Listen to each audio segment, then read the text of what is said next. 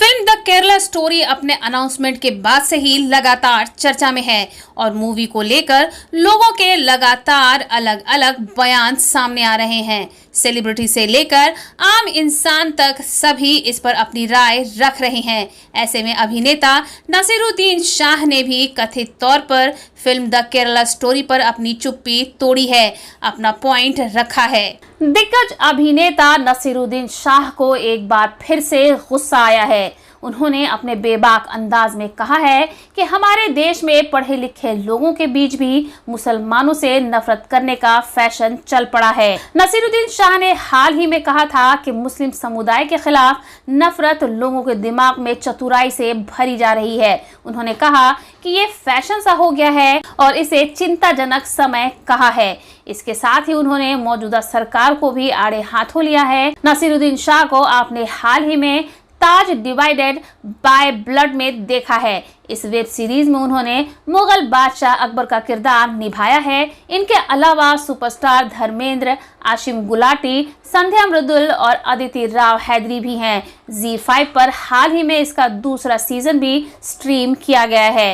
Indian express से बात करते हुए नसीरुद्दीन शाह ने हाल ही में कहा कि चल रही फिल्मों में वही दिखाया जा रहा है जो आजकल समाज में हो रहा है और ये सब इस्लामोफोबिया। उन्होंने कहा, बेशक यह चिंताजनक है। इस समय एक धर्म विशेष के खिलाफ देश में प्रोपेगेंडा फैलाया जा रहा है। फिल्म में वही दिख रहा है जो हमारे आसपास हो रहा है। एक्टर आगे कहते हैं कि पढ़े लिखे लोगों में भी मुसलमानों से नफरत करना आजकल का फैशन बन गया है। सत्ताधारी दल ने बहुत ही चतुराई से ये नैरेटिव सेट किया है। हम धर्मनिरपेक्ष इस लोकतंत्र की बात करते हैं तो आप हर चीज में धर्म का परिचय क्यों दे रहे हैं। उन्होंने कहा कि चुनाव आयोग उन नेताओं के लिए मूक दर्शक बना हुआ है जो वोट पाने के लिए धर्म का इस्तेमाल कर रहे हैं। उनका मानना है कि अगर कोई मुस्लिम नेता अल्लाहू अकबर कहकर वोट मांगता तो पूरी तबाही हो जाती। तो वहीं नसीरुद्दीन शाह को ये भी कहीं ना कहीं उम्मीद है कि बांटने की राजनीति करने वाली मानसिकता का अंत जल्द ही होगा।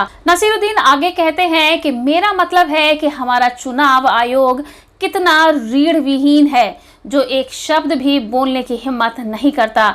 मुझे उम्मीद है कि ये खत्म हो जाएगा, लेकिन ये निश्चित रूप से इस समय अपने चरम पर है। यह इस सरकार द्वारा खेला गया एक बहुत ही चतुर कार्ड है और इसने काम किया है। देखते हैं कि ये कब तक काम जारी रखता है। बीते कुछ समय से इस फिल्म को लेकर कई लोगों ने अपनी राय जाहिर की है, तो किसी ने अपने ट्वीट के जरिए अपनी बात लोगों के सामने रखी है। इसी लिस्ट में नवाजुद्दीन सिद्दीकी, अनुराग कश्यप और कमाल हसन जैसे बड़े स्टार भी शामिल हैं, जिन्होंने फिल्म द केरल स्टोरी को बैन करने की बात पर अपनी राय रखी है। तो कुछ ने इसे प्रोपेगेंडा फिल्म बताया है। हालांकि इन सेलेब्स के बयान के बाद सोशल मीडिया पर जुबानी जंग भी छिड़ गई है। यूजर्स इन लोगों के बयान का सपोर्ट कर रहे हैं, तो वहीं कुछ यूजर्स इनके बयान पर भड़क भी उठे हैं।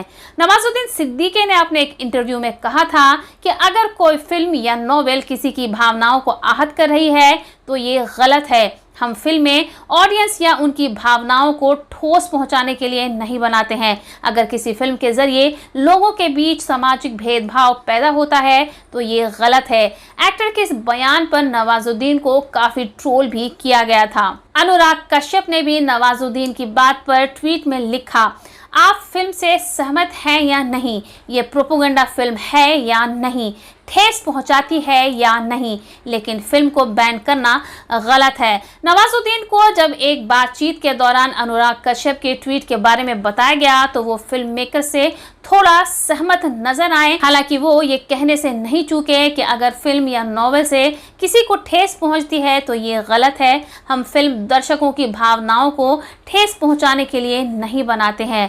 कमल हसन ने भी इस फिल्म पर अपनी प्रतिक्रिया जाहिर की है। द केरल स्टोरी को एक प्रोपेगेंडा फिल्म बताते हुए उन्होंने कहा कि टैगलाइन के दम पर कोई फिल्म सच्ची कहानी नहीं बन जाती। खबरों की माने तो दिग्गज एक्टर ने आईफा अवार्ड में मीडिया से बात करते हुए अपनी प्रतिक्रिया दी है। कमल हसन ने कहा कि वो प्रोपेगेंडा फिल्म के विरोध में है। सिर्फ टैगलाइन लगाकर आप इसे सच कहानी नहीं बता सकते। इसमें वाकई में सच्चाई होनी चाहिए।